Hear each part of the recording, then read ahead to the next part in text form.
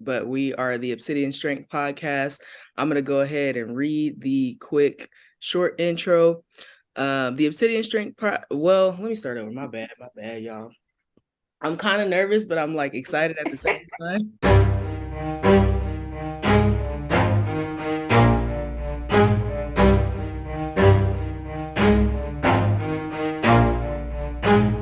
Never stop, don't get it. It's all right. It's all take it off. I've been it nonstop. I'm like, oh, we got our first guest and his legs, yo. And yeah, anyway. So that was what's been going in my head this whole morning. But yeah, no, you guys, good morning, everyone who's listening. My name is Clene Cameron, and I'm with my co-host, Alex Christina, and one of our special guests, our first special guest, Alexis Walker, also known as Lex.lifts, right? Instagram? That's right. Yeah. All right. I believe so. 2 X's, yeah. Yeah. So we're the Obsidian Strength Podcast, and it was established by myself and Alex Christina in July 2022 in order to inform, empower, and highlight BIPOC and LGBTQ people in the strength and fitness industry. Our mission is to hold fun yet meaningful conversations that strengthens our listeners, mirrors our audience, and pierces through the dark mists to reveal our truths. All right, we're going to go ahead and start with intros. Alex and I kicked off our extended intros in our first 1 and 2, and Lexis has been a valued listener. She's been listening. She's listened to both, and I'd say she's like our number 1 fan so far. Appreciated. Yes, and we released her bio on Instagram, and she's got a amazing background from music, and it's like all kinds, band camp, to her journey in track and field and going on. But I want you guys to go ahead and hear it from Lex herself and go from there. All right. Well, before we start, I just want to say thank y'all for having me. I'm really excited for y'all. We talked about this before. I'm really excited for y'all and what y'all are doing, because what y'all are doing is so special. You know, you couldn't have any to do this, right? You know, Clene, I've known you for a while. Alex, you know, I'm really excited to meet you, but you two are doing something that just opens up a safe space for so many people. And like I said, just from the 2 episodes, Clene, I learned so much more about you. Alex, I learned about you. I feel like I know you already. So, you know, just I hope the best for everything that y'all are doing, because this is, I know it's going to touch so many people. So I'm excited to see where you guys go, and congratulations, man. And thank you for having me. Thank you. Yeah, no, I'm really excited to, you know, just from our talks. Yeah, just you're such a strong and well-rounded and just emotionally mature individual. So I'm excited to have you on as our first guest. It's definitely an honor to have you come in and kind of do your thing. So, if you don't mind, I'm going to kick off the first question. And this question kind of comes from, I know in the first 2 episodes, it was like our first question, but I feel like it really like, I mean, it's a really great question. And the question is like, what is your origin story? All right. I try to give you the condensed version. Okay. So my name's Alexis. I'm 27 years old. Florida, born and raised, Florida girl. So I'm kind of that kid that got started later in life with sports. Like Clene said, I really was that kid in band camp. Like, I got some stories from band camp. Let's be real. You have some fun at band camp. So I was that kid. Most kids were like doing sports. I really wanted to, but I was never introduced to it. So my entire life, from the age of 3 on to, you know, till now, but performing and being in ensembles all the way through college, that was my thing. That was my baby. That's all I knew. Going into high school, similar to Clene, you talked about having like health things going on. I also did, but again, I didn't know where to go. I had been struggling with my weight, you know, back and forth my entire life. So went into high school, and one of my teachers, who was the head track and field coach, she said, "Hey, you know, you should come out for track." And, you know, my first thought is, who the hell I'm running up against? Who we racing? You see me, right? You know I'm not doing that, right? But she's like, no, come out and throw. And I had no idea what that was. Researched it, came back the next day, and what I thought I was going to be good at, I was not good at.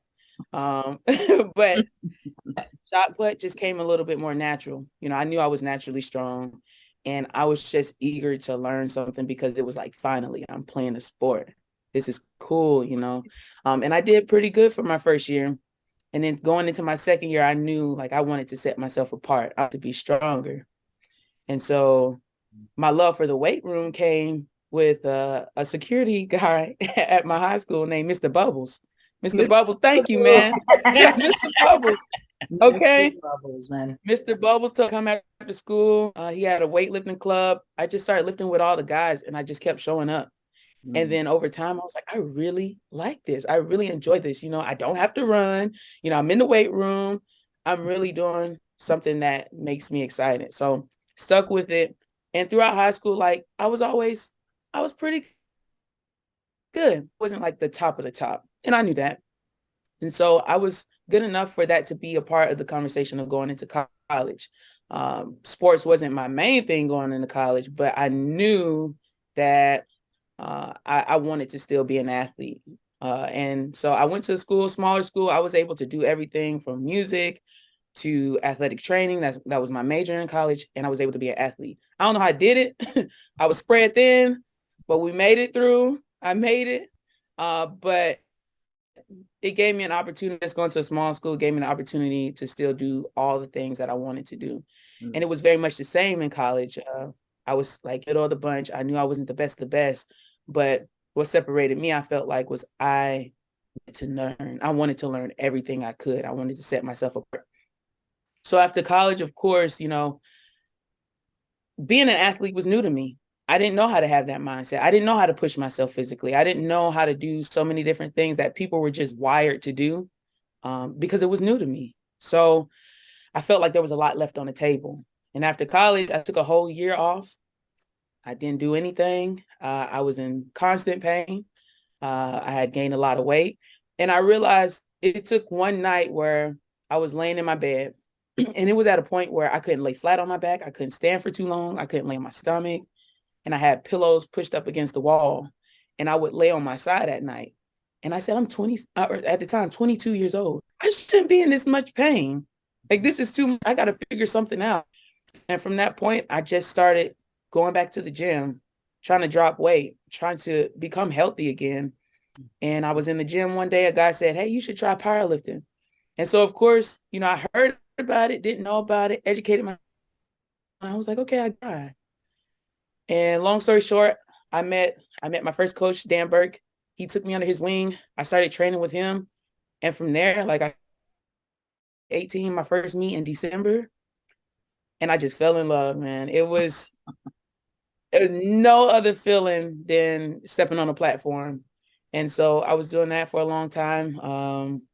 Ended up being a part of the U.S. Virgin Islands team. And then COVID happened. And everything stopped for all of us. We had just come back from a great trip where I met Glenay. Yeah. We were out there having a good time in the Virgin Islands, man. And it was just felt like the last hoorah for us. And then everything shut down. So I still trained. I didn't know what I was training for. And one day I was watching a documentary on Netflix, and it featured a women's football team. And I was like, gosh, I always wanted to play football, but it was never available to me. And I went out for a tryout, Tampa Bay Inferno, went out there, fell in love, never stopped going. So that's where we at now. and just to backtrack real quick, Lex wasn't pushing no baby weight in powerlifting. She actually qualified for worlds, IPF worlds, and yeah, she's being modest right now, but yeah, she's hella strong. Like, I think a little something. A little something. Alex, what was her total? Was Pardon? What was her total? What did she say her total was for powerlifting? You say your tour was like over 1,000, right? Yeah, but I can't remember. It's Yeah, somewhere in there. Those are some still high numbers. I mean, I don't care whether it's anything. It does a high number. I'd be happy if I got to 550. Oh man. But yeah, no, Lex is strong and she's strong minded. There's so many things that she just talked about her career professionally, but I will tell you, I know that Lex is a very strong person inside and out. So my hat's off to you. Thank you for taking the time to share your story with us, because I know you dope. And I hope you know you dope. So Yeah. what's your position in with Inferno? What's your position? So primarily I play guard, offensive guard, and defensive tackle. But I'm trying to be that person that, is reliable in any position. I asked Coach the other night, I said, hey, you want me to learn how to snap? I shouldn't be the first choice, but I mean, if it came down to it, you need somebody there, I'm gonna know all the positions. That's the type of person I am. I want to know everything about everything. And I'm getting to a point where I want to know everything about the little featherweights out there running at receivers, our running back. I want to know what everybody's doing, because I want to know the grand scheme of things. I think it helps you put it in perspective and know how important your job is, and it gives you a little extra incentive to do your job and do it well. So, yeah. And what instruments were you playing in high school? So I started off on piano. That's when I was younger. When I was about 3, I started off on piano. But then when I went into high school, I learned how to play the alto and bari sax. And then I dabbled in. We had an indoor percussion group. So yeah, man, it was awesome. Yeah. So at the time, like, I was playing the vibraphone, and let me tell you, that vibraphone go hard, man. That is true. That is The true. vibraphone, man. Wait, hold on. Were you on the vibraphone with like the two mallets in each Oh, hand? no. That's too advanced. That's too advanced. Yeah, we sticking with the 2 mallets. That's it. Okay. No, it was really dope. We had an experience that a concert we put on. It was called like a Prism concert.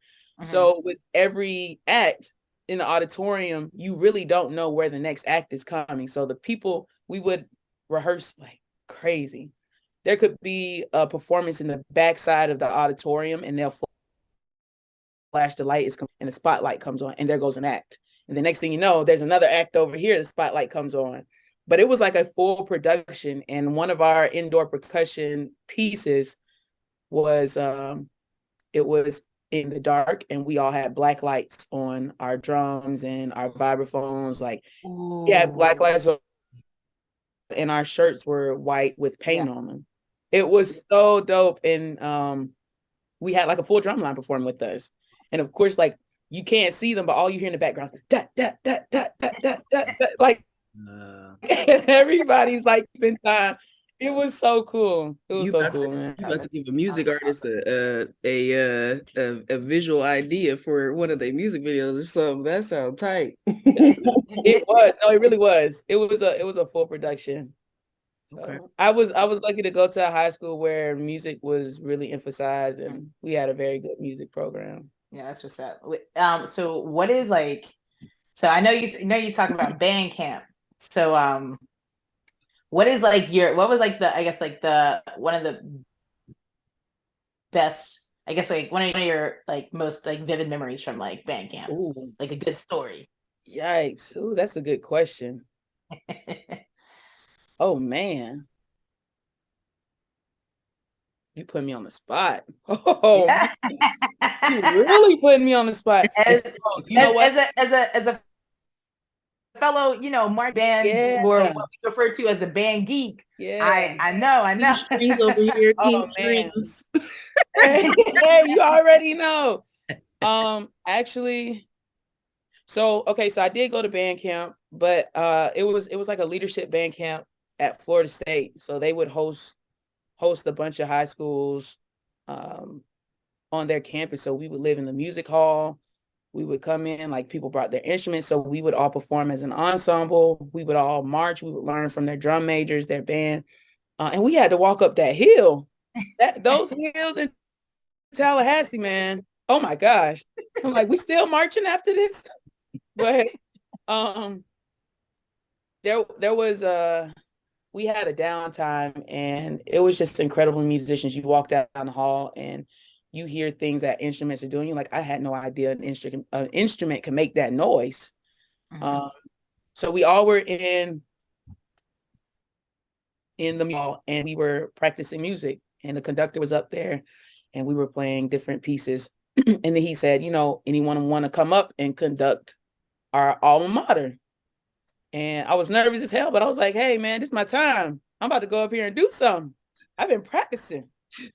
So got up there, and they let me conduct the alma mater.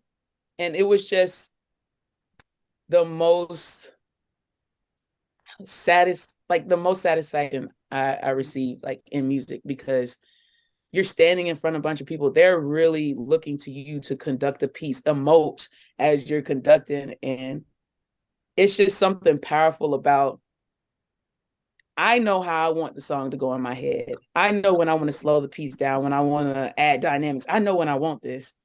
And I have such great musicians to execute what I have in my head, and to see it come to life.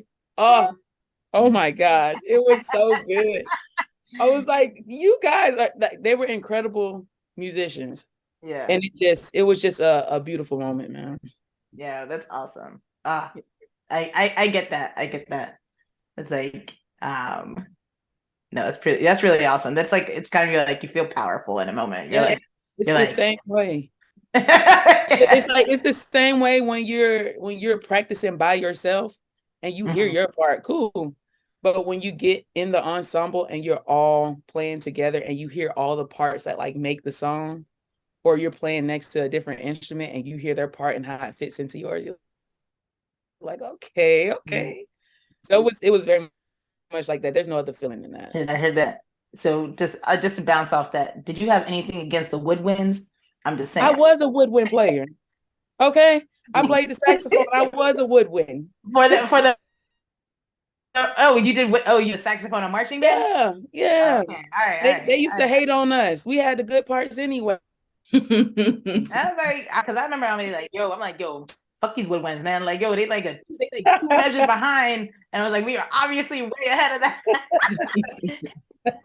Don't come for these woodwinds, because those trumpets, they have egos out there. So heard that. That's true. Yeah, that's. Didn't you say you played in the drum line too, right? Yeah, I played in drum line. I did cymbals the first 2 years, third bass for 2 years. Ooh, and then snare drum for 2 years. That's all tough jobs. Look, you will never have an arm workout like holding 2 22-inch cymbals and having to maintain that at chest level for like over 3 hours while you're in a parade. Like, that is the word. I feel like I'm geeking out right now, because like, even thinking about playing the bass. Like, I can't relate, but strength, yeah.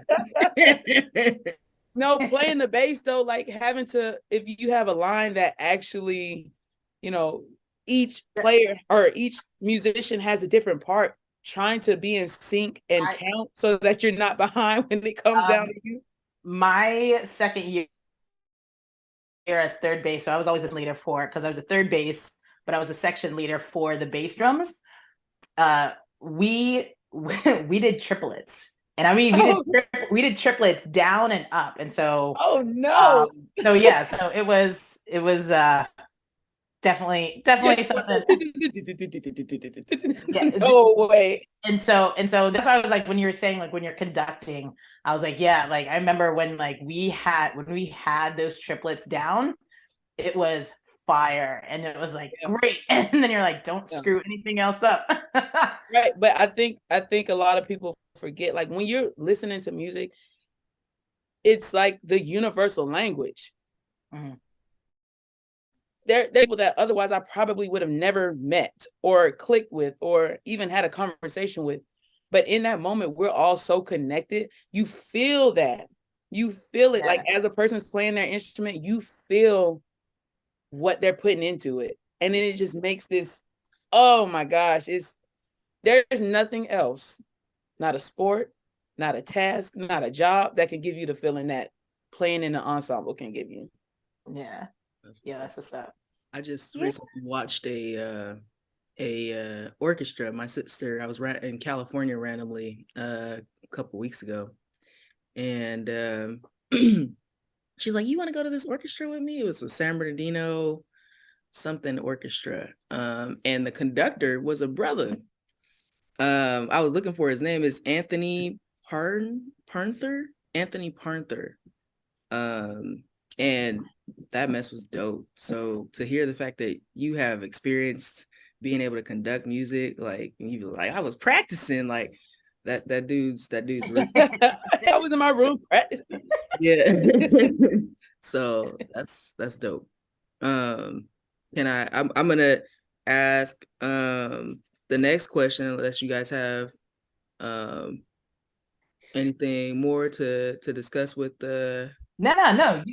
team win instruments.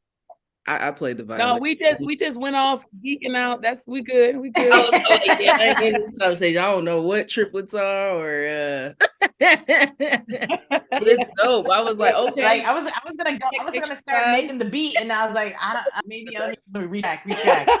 That sounds dope. Oh, what has been one of your largest obstacles in your athletic career? What has been one of your largest obstacles in your athletic career?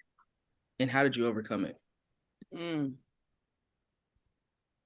I think you really hit on it in your episode. That feeling of sometimes feeling like an imposter, that imposter syndrome.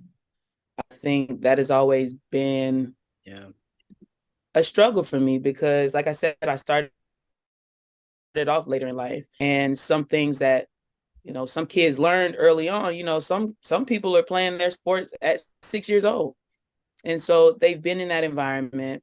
Like I said, number one, getting myself in the shape that I needed to be in a sport that was active. People think throwers just go out there and throw, but like we have to do athletic things. And so for me at the beginning, it was just being able to push myself, knowing that really it is mind over matter. Really, my mind can get me to where I need, and my body will follow. And that's just something that has always been a struggle because I didn't learn that early on. That wasn't something that was just learned early on. I had to learn that through the process while I'm watching other people more athletic than I am, or and feeling like I didn't belong. So that's the struggle. But that's why I also said that I do the extra work on the back end. I like to think that if any one of my teammates, they can speak on my behalf, they'll say that I will put the work in. And it's not because of anything else outside of, I just want to be able to prepare myself because I know there is going to be somebody better than me. There is going to be somebody stronger than me, faster than me, but I can prepare myself on the front end. So at least, I'm not behind and not prepared, Yeah. So it's a constant battle. It's having a good group of people around you, good people to train with you. I had a conversation with a friend the other night and we were talking about this. And she just sent me some encouraging words because it's a constant battle. It doesn't just go away. So. Yeah. No, that's real. And you never know, like talking about being prepared, like you never know if there's going to be an upset, somebody hurt themselves. Like, you know what I mean? Like, I don't wish that on nobody, but you never know if there's going to be some sort of upset. And so when you continue to prepare for something like, football, powerlifting, CrossFit or Olympic weightlifting, like you never know. And so what's that saying? Stay ready so you don't have to get ready. Or what's the other one? I think it was some I think what is Oprah, it? I think it was some Oprah said something about prepare. I'm gonna find it and then I'm gonna put a quote on there, but preparedness something or other. Anyway, I just think that it's dope that you you knew and you had that mentality built on your own, because I think a lot of us, if we started with coaches young, we were like, that was kind of ingrained in us in a sense, or like we kind of like learned it over time. Like you had to like learn it yourself, in a sense. And so I commend you for that. And so, in the whole idea of imposter syndrome, like it's a rough one, because it could even happen even when you're full blown in the sport. I think I experienced that a little bit in strongman. It's just like, it's kind of hard to break through when you constantly have people like against you, including yourself. Because the mind is a tricky thing, especially when you let people get to you. So yeah. Is that I'm gonna piggyback off of that and ask, like, when you've approached these obstacles and like you've had, and like you guys, like you start feeling that way, like what is probably spoke on this, like how have you kind of like moved through that? Has that been just like you just put in the extra work outside of like the outside of practices, or I think I don't even know if I know how to answer it, how to move through it. I think you just keep moving forward, because it's easy to get caught up in your head. It's easy to start second guessing everything you're doing. And then it's just like a rabbit hole. You just start spiraling, and then you start questioning everything. So I don't try to spend too much time on it. Again, like having a good circle of people that know who you are, know your work ethic, know what you're doing and what it means to you. Just having those people, and then having a conversation with yourself and checking yourself, like, am I feeling this way because I'm not doing something I should be doing? Like, let's be real. Am I not taking care of the things that I know that I'm struggling with, that I should be working on? With I can feel, for example, it was technique. I knew I was strong, but it's just as much as technique than it is strength. And I knew my technique wasn't top notch. And so sometimes the imposter syndrome came with, well, I should be practicing my technique more. I haven't done enough. Other people are doing this hours and hours and hours, and I haven't put enough time in. And that's checking myself, being real with myself, like, you do belong here, but you got to work harder than the next person, because you haven't been doing this as long. And you haven't had,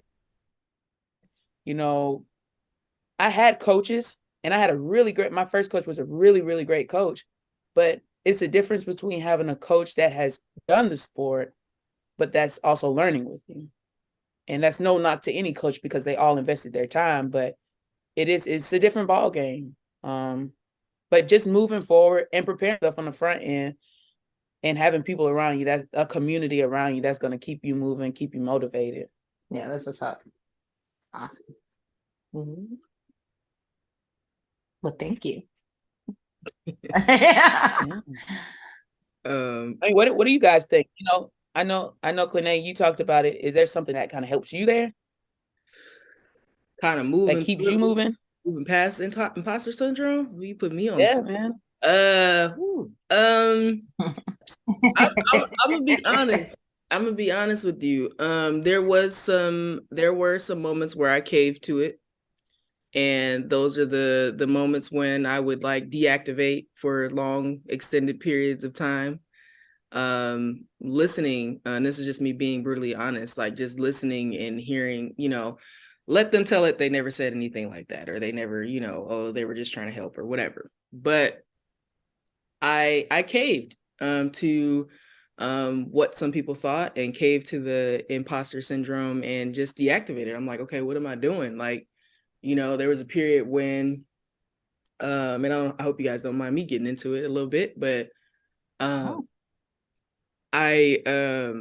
this is when I was working in California. I was a PE teacher. I had the coaching thing going on and everything like that. And long story short, people were looking at my social media, and I also did some modeling on the side. So they were like, oh yeah, since you're working with kids, you probably shouldn't have them photos up. And I'm just like, what? And and it's just so like, it's not like I'm showing my titties. Like, I'm just like, this is art. This is a part of who I am, and But when I talked to my principal and my athletic director at the time, they were like, I was like, do you guys have any problems with what I post on my social media or how I post because I ended up deleting a lot of the stuff. And I shouldn't have, because it was a part of who I was. But they were like, when I see your profile, I see a strong, powerful Black woman, you know, somebody who is confident in themselves, and kids need to see that. They need to see somebody who's blah, blah, blah. And so, but I still let that get to me from the strength side and from people who were like basically haters, you know what I mean? And in short, kind of getting through that is just getting to that point where you just don't give a fuck, you know, working to that point. Right. And I know it's easier said than done. I know it takes work. I know it takes energy. But I promised myself I wouldn't allow myself to get to that point again. You know, if somebody had something to say, their opinions, do your opinions pay my bills? No. Do your opinions make me happy? No. Is it satisfying me? No. So trying to get to that point where you know, I'm not allowing other people's opinions, including my own, destroy something good and something that's meant to be seen.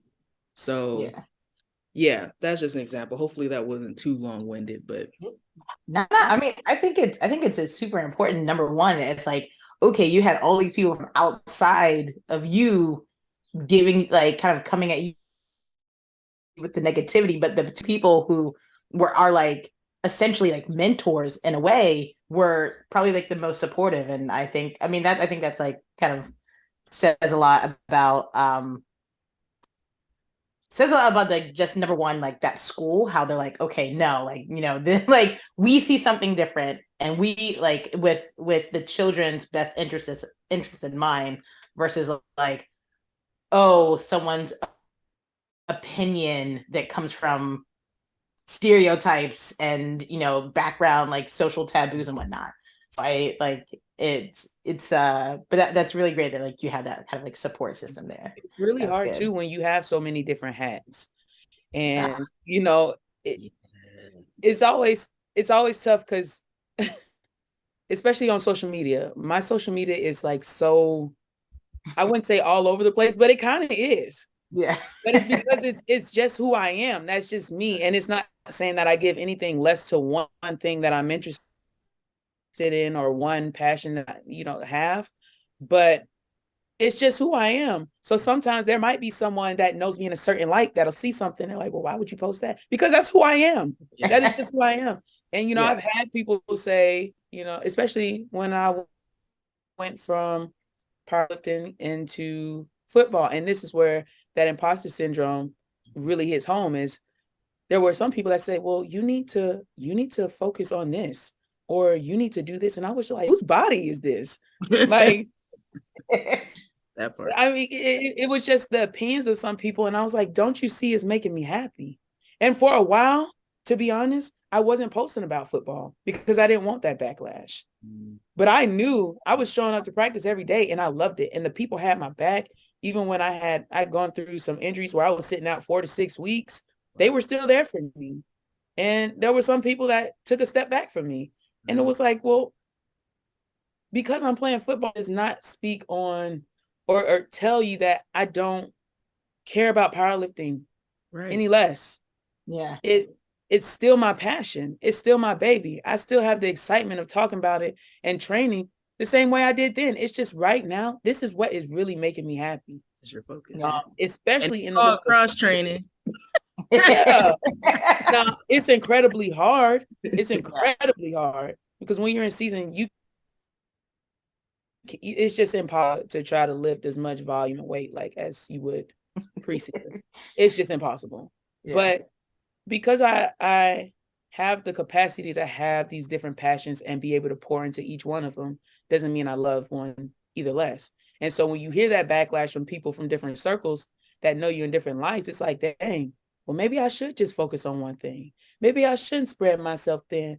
But then I started to realize, as I started to accept like all these things are part of me, it's like I've been shutting one thing off to give to this because I don't want people to think I'm not giving my all to this. And then now I feel like I'm losing a part of myself. Yeah. So I don't care anymore. I'm just doing what I do. And like I told Clint, she was like, when you think you're gonna return, whenever I return, I'm just gonna be ready when I do. Yeah. So when I do come back, y'all better be ready for me. Right. That's it. It's the same for me. Yeah, too. no, I mean that's a lot. I mean, I'm like, again, like having different hats is you're trying to kind of figure out, like, if I put too much, I know I get into overthinking sometimes. I'm like, oh, if I put too much attention into this one thing, am I going to lose this other thing, like the skills I have on this? And then, essentially what I've realized is that skills, no matter where you learn them, can be applied to a multitude of things.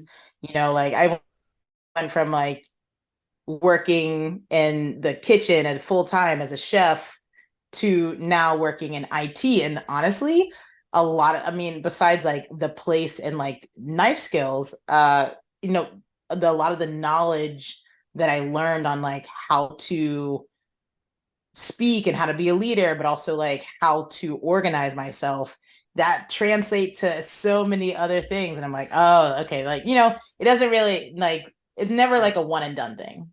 Like, it's good to kind of like have, sometimes it's better to have your hand in many cookie jars sometimes. Right. Not too many, but just, more than I one. tell you what, though, every place that I've been in, every situation that I've been in, every sport, every hat I wore, I met people that set me up for where I'm at right now. Every place I've learned lessons, that have prepared me for where I'm at right now. I've met people that at the time I didn't know what their purpose in my life was, or that I'd still be in communication with them.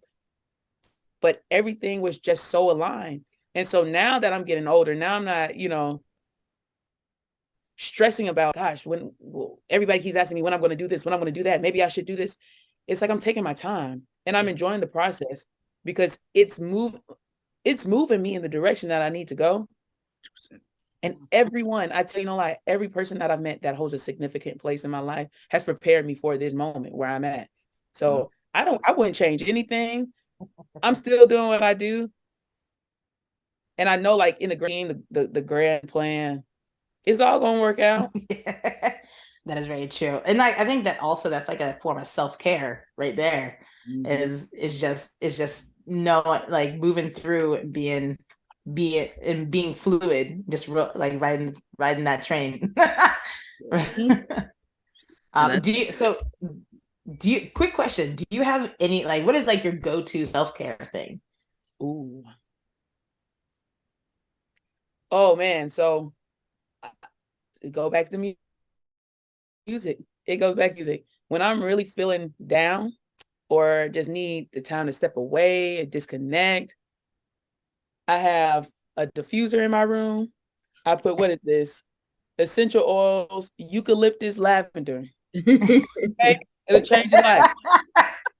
This eucalyptus lavender will change your life. I put it in the diffuser and I turn on music for whatever mood I'm in, and I just blast my music. And I'm in here having whole concerts with myself. Shoot, I might get dressed up and start having concerts by myself. But hey, some people are like, God, this girl crazy. No, but it's just a moment. I used to do that when I was a kid. Yeah. I have a unique experience where I was the only child for a very long time, and then I had siblings. I don't like, I was the only child for 13 years. So I spent a lot of time by myself, and you got to find ways to entertain yourself. So there we go. Still do it to this day. It just makes me feel like it's just me. It's just me in my own space, my safe space, and it just, for a moment, everything else that you got going on just like goes away for a minute, so. Yeah, that's awesome. Yeah, that eucalyptus lavender, I wasn't ready for that. Listen, I'm gonna put you on. For real, go get it. Go get it. Go get Oh, it. okay, I heard that. Who's that from? Is that from that's from Bath and Body Works or something? I think this is from Yes. that You know. that logo looks familiar. Yo, I was about to say, I was like, Yeah. Claire looked at the label and called that out real fast. I was still looking at it like, what? What is that? Yeah, no, but going back a little bit, like just talking about how you guys had your hands in different or had different hats and everything like that. Like that's y'all are Renaissance women. We're Renaissance women. And so it's like we touched on that a little bit the other day. It's just like it's amazing how we all thrive in doing a few different things at a time. Like if we're limited to one thing, we feel like something ain't right, something's not, math ain't mathing, you know. And so I just think that it's amazing that you guys are pushing forward and pursuing the things that you love. There was a book I had started listening to. I sometimes I'll read and sometimes I'll listen, but this book called How to Be Everything. And I'll send that link to you guys if you're interested in looking at it. But it's a book about how to be a multi-talented person and not just limiting yourself to being one thing or doing one thing. And so yeah, because there are people like that. There's some people like that. But yeah. What I'll go on with the next question. Huh? I said no. I was like Audible. I was like, I also like listening. I was like sometimes they like you know put on Audible and you're like, this is great, and then you just listen as you clean or something like that. So no, that's it. Yeah, no, I'm definitely interested in that. Definitely send that link. Because that's probably the most I've read the most books off of Audible as I'm driving or something like that. And so I like having something in the background. So yeah, no, definitely share that. That sounds what's up. For sure. Good.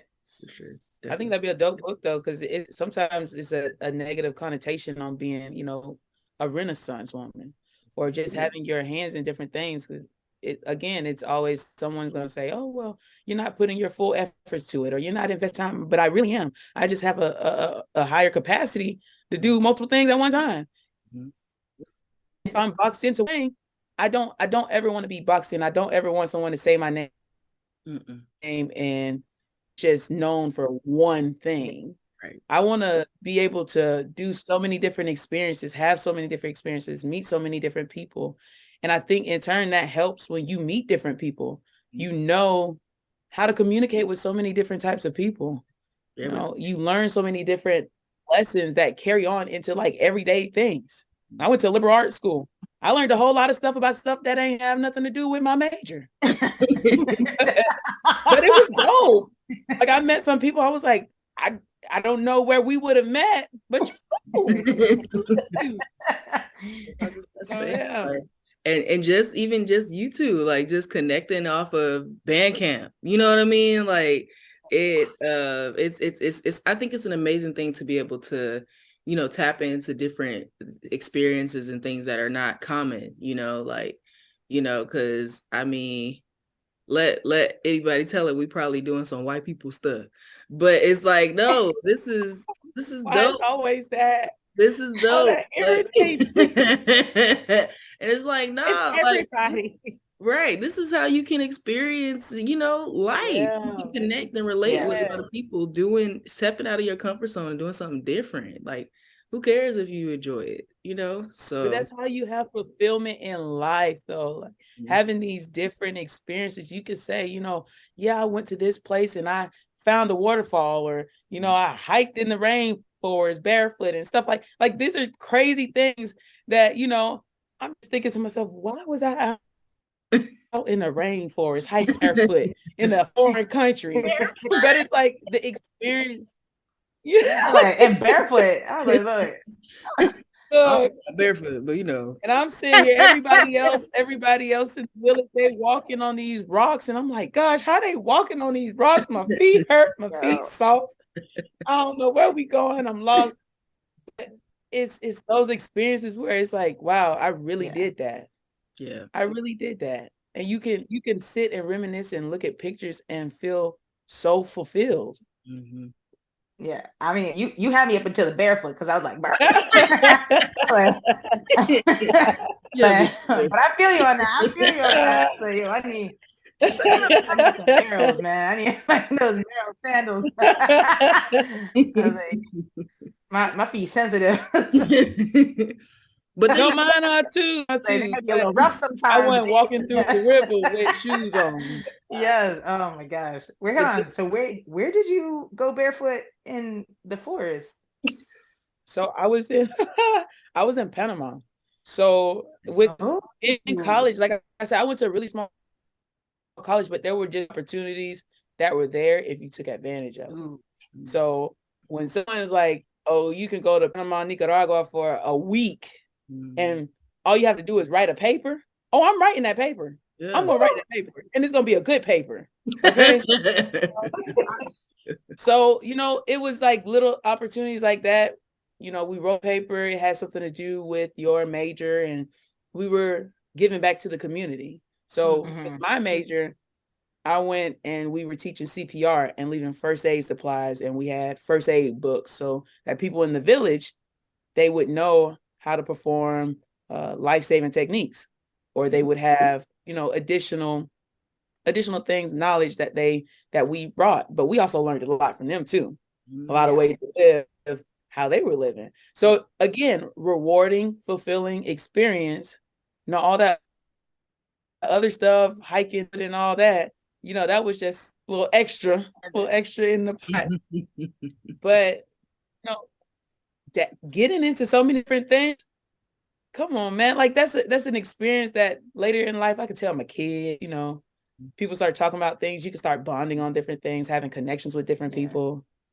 But it was dope over there. That's It was exciting. cool. I've not been to Panama or South America, but that is definitely. Wait, I'm assuming this is where the two places are because my geography is off. But it's central, but it's okay. Yeah. I was like central, south, central, and south. We try to make it both ways. No, that's dope. That's Panama is one of my go-to places, and like being able to study or just even do any trips abroad, like in college, like it's life-changing. So yeah, it is. It really is. Yeah, if we got young people listening, like I encourage you to find those opportunities, like yes, because it's dope. I went. I used to take myself on that. Huh? Oh, no. Continue. You good? No, you go ahead if you want. Never mind. Oh no! I was just gonna say I went to Madrid when I was in college. So I went. My mom just signed the dotted line, and she was like, "We gonna pray on that." But we ain't got it. But I want you to experience that. If it's your will, it's gonna happen. If it's for you, it's gonna come to pass. Okay. Yeah, that is hilarious. But yeah, no, it's dope. So definitely study abroad, or have those experiences. And then going on, like, you were saying that you had studied athletic training was your major. Is that like what's your current line of work, and what inspired you to do that? So still by trade, the beauty of athletic training is that there's just so many different avenues, so many different venues. Like there's just so many different ways you can go with athletic training. You can work in college, high school, in the clinic, outpatient, hospital. There's just so many different ways we can go. Currently, I'm working in a traumatic brain facility where we treat patients that have sustained a traumatic from motor vehicle accidents, slip and falls. And truthfully, I kind of fell into the job. I was in a situation where I was working at a high school, and it was a good distance away from me. Here in Tampa, like, you have to commute. A lot of times you're going to commute for your job, but I was commute with good traffic an hour, with crappy, probably an hour and a half, sometimes 2 hours, depending on what's going on. I had just moved here, just moved into a house. So financially, it was just a struggle, to try to get work. Athletic trainers, we're working late nights, games, and it wasn't feasible, and I had to walk away from a job that gave me a lot of joy. I loved my kids. Um, I had a lot of support at the school, so it was hard to walk away. And I took a leap of faith. I didn't have a job lined up. I didn't know what I was going to do. I was just making ends meet how I could. And then a week later, probably like 2 weeks later, a family member was, going through the process of a traumatic brain injury. And I got in contact with some good people, and I got a job the next week.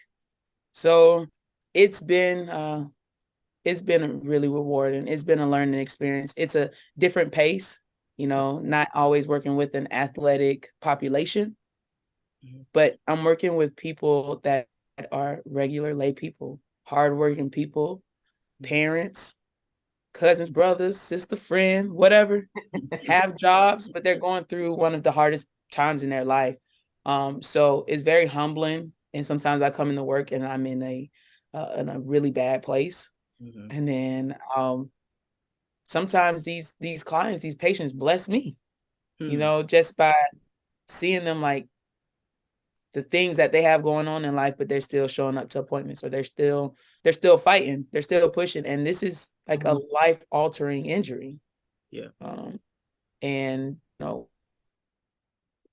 it will change your life. Having a job or not having a home. Like, these are things that are in people's lives, but they bless me. It's humbling. Sometimes it can be a lot, and I have to kind of reground myself, because I do have things that I'm dealing with. So having to take on emotions from other people, sometimes it can be a lot, but I love my job. It's rewarding. Okay. Yes. I mean, it just like, yeah, I mean, that sounds like it's just emotionally a roller coaster. But also, yeah, that's why we having dance parties in the room, okay? I heard it. I heard it in your tone of voice. You talk about band camp and powerlifting and athletic training, and it was like, I mean, not athletic training, powerlifting, and when we mention athletic training, you can hear, like, it's just like, that's something that you truly care about, because your tone changed, I do. and it's just like, and I know you're only sharing with us like a little tidbit of your job, but I can hear in your voice that there's, like, a lot of pain behind that, and so it's just like, but you still have a love for it, and you still have a passion for it. Absolutely. Even how I got to it was like, I got into athletic training after my mom had a really bad injury. She ruptured her Achilles tendon. So yeah, and it was just like an incident where we were just walking, and she kind of lost her footing, and I heard it, I saw it, and my mom is strong. She didn't make a sound, okay? She didn't make a sound. That woman is strong. And I just went with her to physical therapy all the time. And the guy that was working with her was an athletic trainer. And I ended up having an injury in high school and ended up back at the same facility. And I worked with the guy. I just fell in love with what they did. I said, man, they were so important in my life at that time, because I got hurt like 2 days before a regional meet. I knew I wasn't going to compete, but just the compassion that they had with me, understanding, they still pushed me, but they still heard me. In that moment, I said, man, I want to be this for somebody, because I see, sometimes in healthcare, you are a number. And sometimes you just get pushed through. But I want my patients to feel with me like they can talk to me. Sometimes, we talk about things outside of their injury, but it's because I want to treat the entire patient. If a patient comes in with a brain injury, come on, let's talk about what we got to talk about so we can get the word. It's not on your head. For one moment, let's make this like a good appointment. Let's make this a fun appointment. You got all these other appointments that's going to give you all this bad news and stuff. let this be a safe space for you. Right. Okay. And that's kind of how I approach with my athletes, my patients, like you name it. I want them to feel comfortable with me because ultimately I'm seeing them in a very vulnerable time in their life. So no, that's real. Because it's Yes. definitely a thing when people are made to feel like numbers. I had a very brief period because at some point I was considering physical therapy, and I was like, let me try physical therapy aid, and I loved it. I loved working with the patients and this, that, and the third. But guess what? I got in trouble for that. Yeah, building a rapport with the patients, Yep. taking too long with patients. Are you serious? Yeah, they're like, you have to. It was a clinic in Oakland. They were like, you in and out. We have numbers we're trying to meet. And I'm like, But well, the rapport is important. yeah, and there was nothing but good reviews from the patients. I feel seen, I feel heard, like blah blah blah. They don't care about that. Nope. A lot of them. I won't say all of them, but a lot Yeah, of I won't say not everybody. And so the owner was basically just said like, your style is not a good fit for us, and let me go because I wasn't. Oh, wow. Yeah, and because And sometimes it's not, and sometimes it's not. But not. the beauty of it is when you have a rapport with the patient, you're better able to treat them. And When they come. That's a part of Yeah. the process. You need laughter, you need fun, you need positivity. And sometimes you'll have a patient come in and say they're all good, but you're reading their body language and you know them and you're like, what's going on? Yeah. Like what's happening? How can we fix this? Because it's not just the rapport, right? Like the rapport is good, but when you allow someone to speak and they're comfortable speaking to you, you learn everything you need to know. That part. You know how to better treat them. You know how to, especially when you're dealing with different demographics. Mm-hmm. I know I can't push a geriatric patient the same way I would push a 18-year-old athlete. It's just not going to work, right? So understanding you're like, come on, you can push through this. Some of them geriatrics are stronger than 18-year-olds, though. Some of them really are. Some of them really are. But yeah, having that rapport, but then it doesn't say that I'm not going to use my professional expertise. You're going to put those two together.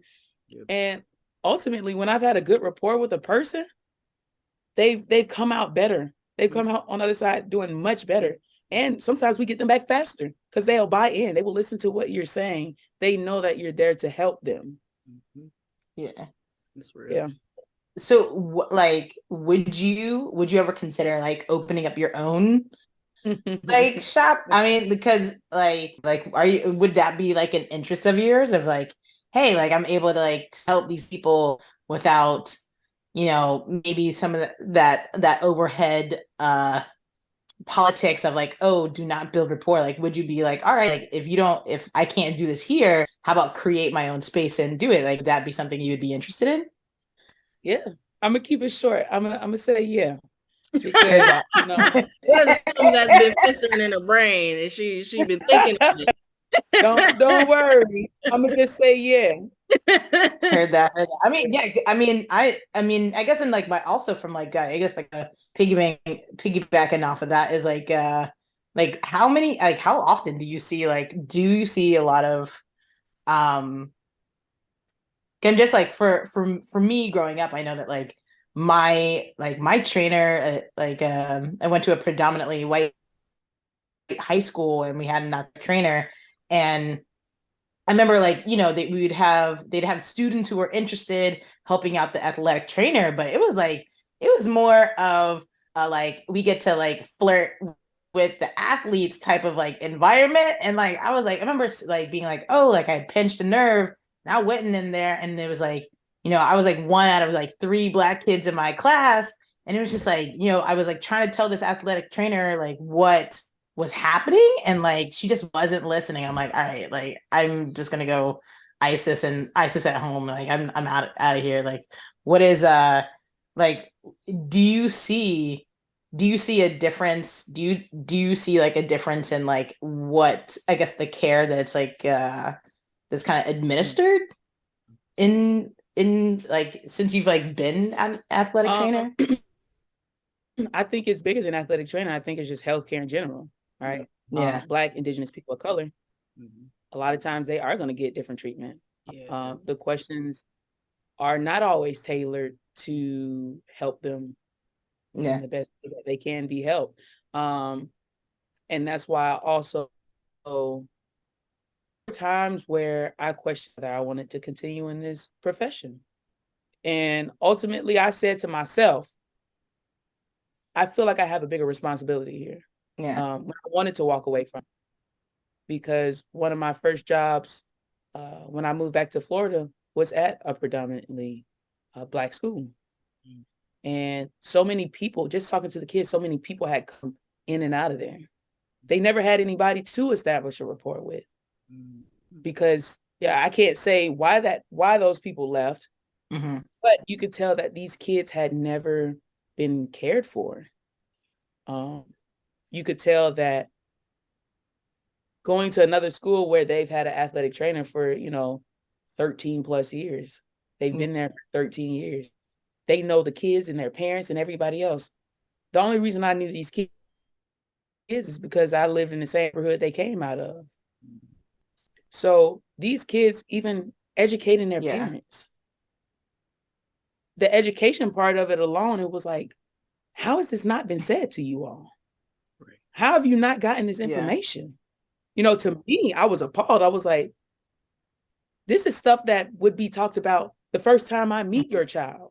The first time, because the biggest thing is when you send your kid to school and they're playing the sport, they now become my responsibility.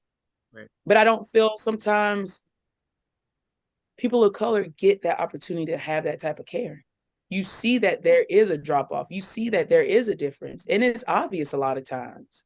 You think about women of color, the treatment that they get in the healthcare system. Yeah. Not great. And that's a whole nother conversation, but there is a difference. And I think that's why it's so important for me to stick with what I'm doing, because I said at one point, like, if I could be a full-time athlete, I would. But then I said, I'd be cutting a part of me off, because I know when I got into this profession, the responsibility that it comes with, I don't want to leave those kids out, or the people of color that need that care, someone that they can relate to. Sometimes you got to deliver information a little bit differently than someone else.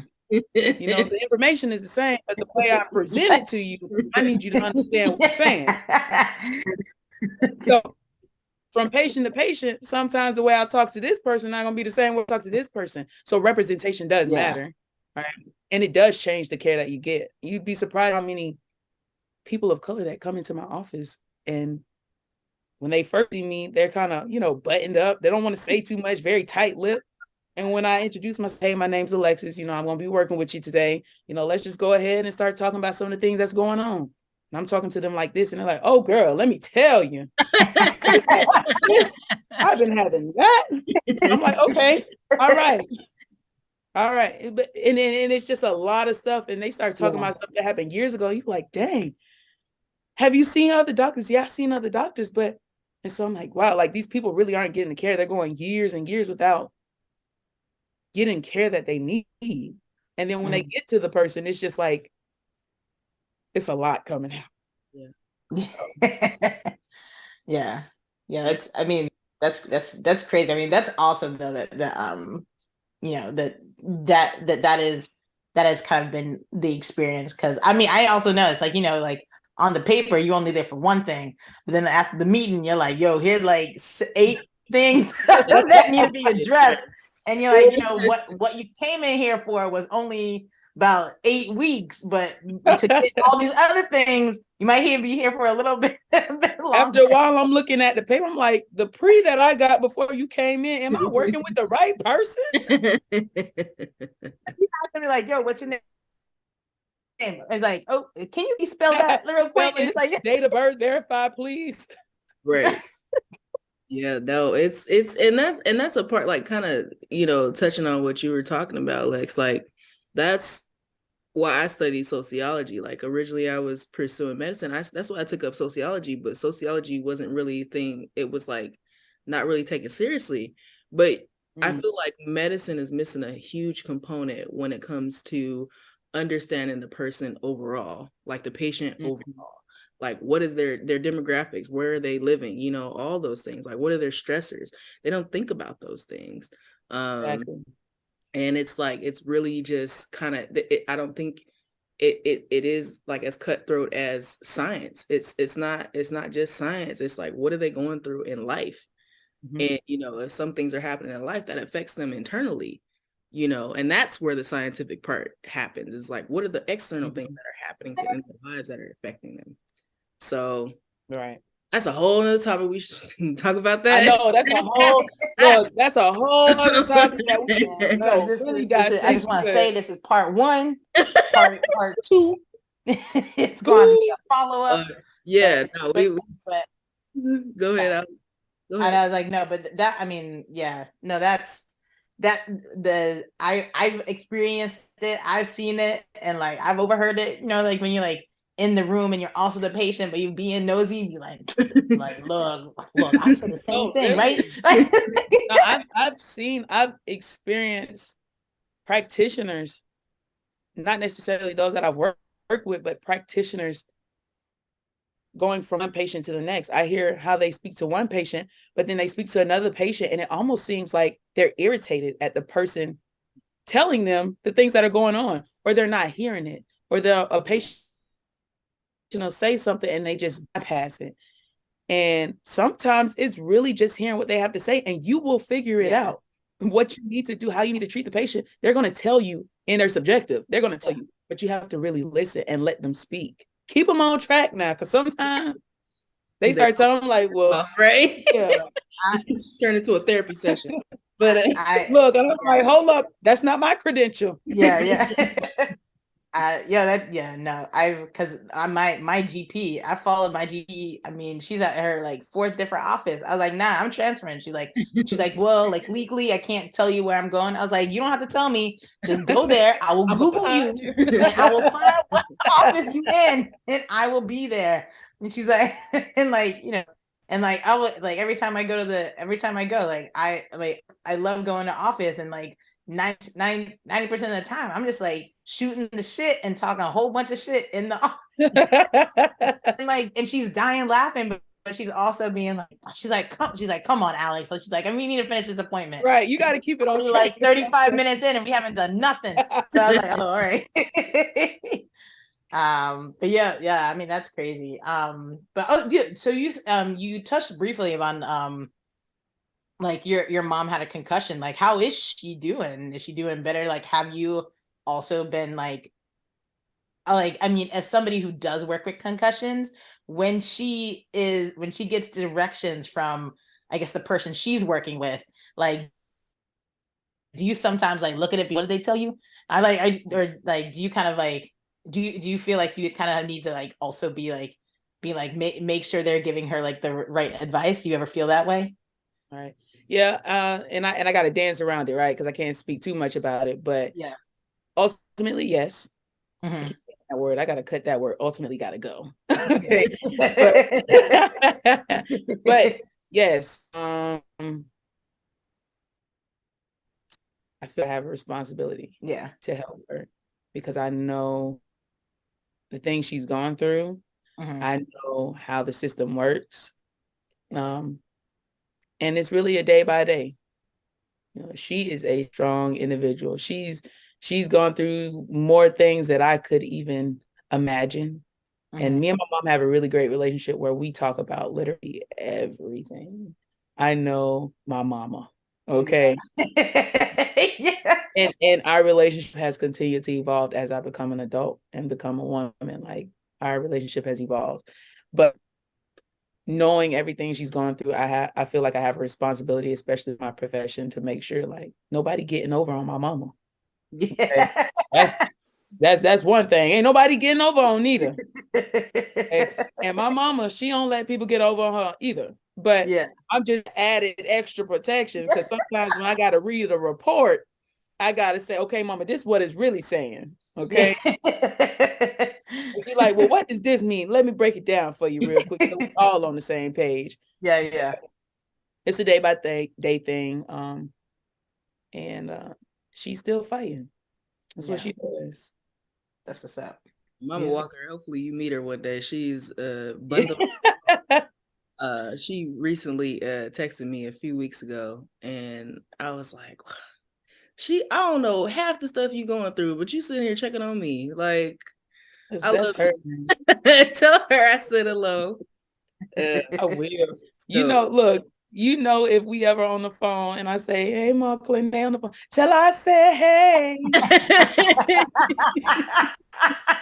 Look, the other day when we were talking, my dad was in the kitchen. Was that Clinton on the phone? tell your parents I said hi. Yeah. Amazing. They're amazing, and I hope we can see them soon. Yeah. But I have one more question sidekick. for you, and I'll be done with the questions. For me, but being a Renaissance woman, being the Renaissance woman that you are, how have you been able to balance relationships? Ooh, that's a hard-hitting question there. I can't say that I've always done the best with them. Truthfully speaking, full transparency, it's hard because you are investing so much into yourself. Sometimes it does become hard to also invest in others. That's not to say that I don't want to pride myself on being a good friend, being a good person to the people that are around me, because I will always make myself available to the people around. But I also have an understanding with my friends that we're all striving for something. Always going to be there. Every time we link up, every time we kick it, it's always going to be good vibes. But right now, I'm just so focused on everything that I have going on that we're going to catch up. But in the meantime, it doesn't mean I love you any less. Doesn't mean that I don't care about you. I'm still here. I will say this past year, I actually probably opened myself up more than I ever did with people, with relationships, with everything that I had going on. So it was definitely a year of learning, trying to balance everything. I don't think I have an answer for that because I'm still learning, still going through it, still trying to figure it out. But it's when people know who I am and people know kind of what my goals are and what I feel my purpose in life is, they understand. If they don't understand, then, we have different friendships, they're all on different levels.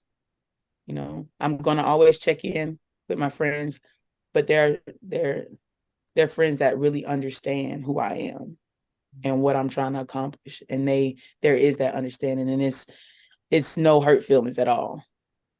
For me, I am hard on myself. Sometimes I'm like, well, dang, I should have made sure I reached out to this person. I should have reached out to this person.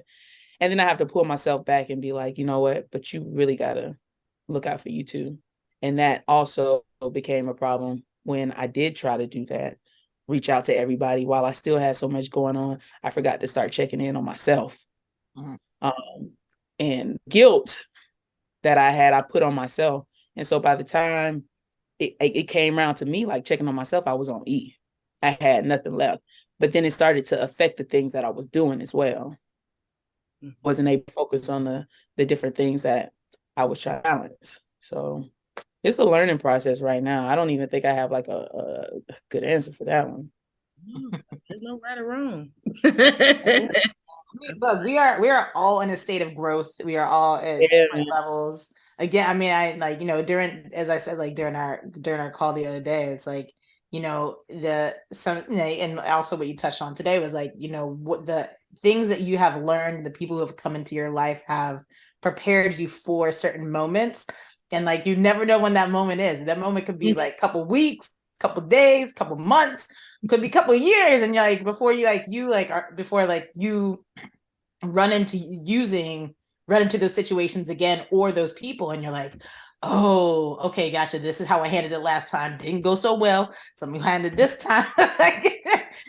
And like you're able to change it up. So Yeah, no, constant state of growth, man. Yeah. Constant state of Yeah. growth.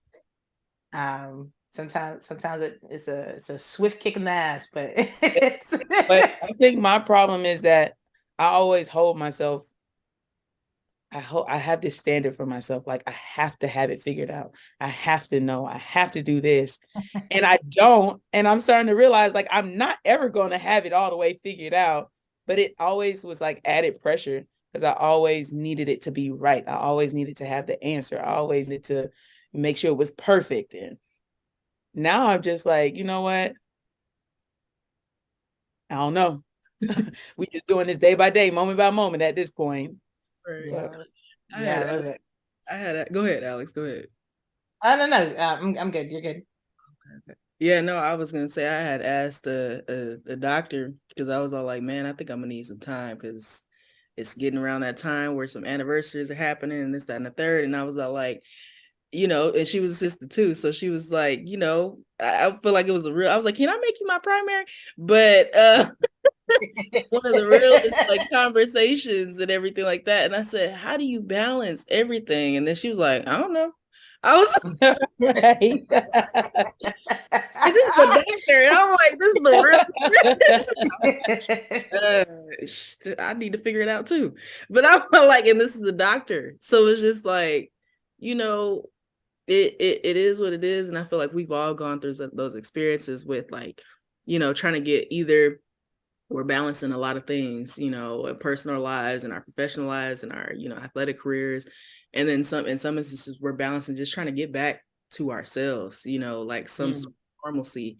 And I'm sure that Alex can attest to it too. Like I've lost some friendships and got back and connected with some friends over time. Cause it's just so like, I can't take this personally because I'm not in a position to try to continue explaining myself and what I'm going through, Oh man. If you're, yeah. And if you're like a real genuine friend, you love me and you care about me, you'll come back around, but I'm not going to beg you to. Yes. And so it's just like, kind of get into that point where you do have to like really focus and prioritize checking on yourselves, and checking in with yourselves, because it's just all like, I hate to say it, but ain't nobody gonna look out for you like you look out for you. That's true. That's true. Yeah. Yeah. And I'm Like proud all that. Yeah, no, yeah, you're killing it, Lex. You were killing it. Gosh, man. Look, Lene sitting up here talking to my soul right now. Yeah, no, I mean that is, I mean, yeah, like a book, I guess, like my big turning of like understanding has been I read this book called The Four Agreements by like Don Miguel Ruiz. And like that, I mean, that book blew my mind, but also like all the like the questions and like the, I guess, like internal turmoil of things that I had been taught, but then I felt like a different way. And I was like, well, like, why? I was like, yes, I'm being taught this, but like I also feel this way, but in that opposite way of being I'm taught. And I'm like, how can I kind of make, like, as I just, it just was this constant internal conflict. And not until like I read that book, and like one of the four agreements is like, do your best. And like and it's like, at the end of the day, if you can ask yourself, did I do my best? And you can say, yes, I did. Then that's it. Explain how like humans are animal that constantly beat themselves up over the same thing over 1,000 times. And it could be whether you do it to yourself, it could be somebody else bringing it up. It could be, and it could be from like different angles, but like, like I feel like we all have like that one memory where you're like, I was like, yo, that's totally my fault. And then you're dealing with it with yourself, but then like a family member brings it up, a friend brings it up. And you're like, yo, like how many times am I gonna relive this trauma or they relive this bad feeling again and again? So yeah, no, I mean, that book definitely kind of encapsulates like everything kind of about that whole growth period part. And I like, just listening to like Lene and you, it's like there's some really strong points of like things that I remember like also, reading the book off of Audible, great app. And that really kind of like that line up, and it's just like, yeah, like it's learning about yourself, and then learning to just like let go of things, because it doesn't help to carry anything over into the next day, because why? Yeah. Send me that book, because that's where I'm at in my life right now, is I have so much patience for everyone else. Mm-hmm. But when it comes down to me, my patience is so thin. I am an overthinker. I know this. I know this. And I look for a resolve and solution and a conclusion to everything. And I've had to learn to accept there might not be one. Yeah. And that's the hardest thing to accept, is there might not be resolve, because there might be a thing that happened early in the day and I'm playing it over and over and over again. And I'm like, okay, well, what could I have done better? I should have did better. I should have did this. I should have said this. But it's like, you did what you thought was best in the moment. And if anybody knows you and they know who you are, they would know that maybe in that moment she did the best she could, and it won't be speaking on my character. Because I've had to learn in this year too, stop trying to explain who you are. Stop trying to defend your character. You don't have to. You living day by day, interacting with the people how you normally deal with people, they're going to see who you are. You don't have to explain anything. And that's what I stopped doing. I stopped explaining myself to people, because sometimes when I did lose a friend, I'm trying to explain to them where I was coming from, but their mind was made. Yeah. Made up. It was already, it was done. It was already done. So my thought is, why am I explaining something to you when you don't want to hear it anyway? You're going to do what you want to do. You're going to say what you want to say. You're going to move how you want to move. Mm-hmm. So there's no point in beating myself up for a decision that I had no control over. So it's learning. And I think the biggest part is acknowledging, like, I do need to learn to let go and just let things do and move and be how they're going to be. And still be able to sit in my solitude and peacefully. Yeah. Still be able to go through my daily life and not have to worry about anything else but myself. And that's another we learning, we growing. That's another one. And not to take things personal. And so we'll add those links below to those books, because I feel like we're hitting on some real stuff, some real points in life, being an athlete and being a day-to-day, just being a human. No, for real.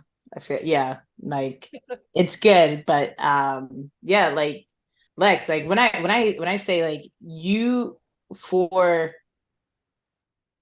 like, and you are probably one of the most seasoned, emotionally mature, like 27-year-olds that I've talked to, and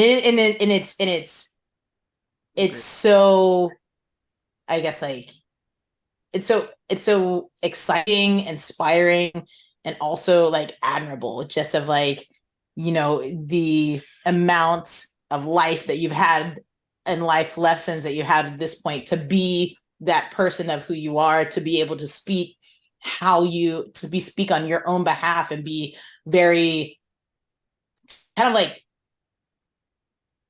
100% authentic all the time. Like that is not easy. And I usually like people like to like labels of like adults, children. I'm like, no, we're human. Because I know adults who act like children, children who act like adults, and at the end of the day, we're just all humans at different sizes, but what our life lessons definitely sculpt us differently. So you are like this. I'm like always excited to talk. I'm like talk to you yesterday. I'm like excited to talk to you today, and like excited for it. And just like I'm just excited for like our future conversations, because it just seems like I'm excited to see like where you go And that is like truly genuinely, I'm excited to see just like the skyrocket of just you and your team and just everything. Yeah, thank you. I appreciate that. I think, you talked about just being authentically yourself. I think sometimes that can be difficult, because I think sometimes people do think you being your authentic self is smoke for something else. It's a distraction from something else. It's you manipulating something, or no, like literally, this is me. This is like not having to explain yourself to someone, right? Because I felt like I had to explain to people my intentions with them and tell them like what I'm telling you is just what it is. There's nothing hidden behind it. There's nothing else to it. I'm telling you, I'm being very vulnerable with you. I'm being real with you. And I don't think people, I get it. Because there's just so many people out here that say those things and, do the opposite. But when you do run into a person that really, they really are just, in the humblest way possible. I know I'm a good person. I know the people around me, I only want to see them win. It's just that, because life is already hard. You already got everything else going up against you. Why not have somebody in your corner rooting for you? The hard part about that, though, is even though I don't expect it to be reciprocated, I would hope it would be reciprocated. And it's not always that. Yeah. So being that person to someone else, you want that person for you, and it doesn't always happen. Yeah. So, it's interesting. It's all good. So people, they say like, and I've experienced this myself, it's just like, you're not the same as what you post. And I was like, no, this is all a part of who I am. Like, if I showed every part of who I was, y'all, it would be dark. And so like, the highlights are a part of my life. Yeah, the lows are a part of my life. Humans, they see you. They see who you are, they see authentically. Like, I love everything about you. You are, everything about you is beautiful. The good, the bad, and the ugly. And so it's rare when you find people like humans like that are authentically in love with every part of you and accept everything about you. So yeah. It's like it's hard. It's hard. Life be lifing. That's what you said. Life be life. We need to make that a shirt. Right. Yeah. But yeah, I mean, I guess like I know Claudette finished her questions. I guess like my last question is like, where can we see you play? Ooh. Where can we see you play? Do you have like a game coming up soon? Like, your rival, play it against your rival. Yeah. Tell us about that. We will get y'all a schedule. Okay. So again, I play for Tampa Bay Inferno. We are one of 60 plus teams in the Women's Football Alliance, which is a professional women's tackle football league. We are also in the pro division, so we plan to get some good teams. We're planning to get some of the best women in the country, and our first game is April 29th. We play against a team, the Detroit Venom, I believe. Yeah, we're playing a team out of Detroit. It'll be home. So we play. Alex there. I was like, look, sorry, the ADHD took over, and I was like, what? I went straight like deep universe. I was like, or Marvel universe, whatever universe it was. I was like, what? I want to go I was like Detroit, and I'm like, are y'all play? And then, but you were answering questions as I was thinking. Screenshot.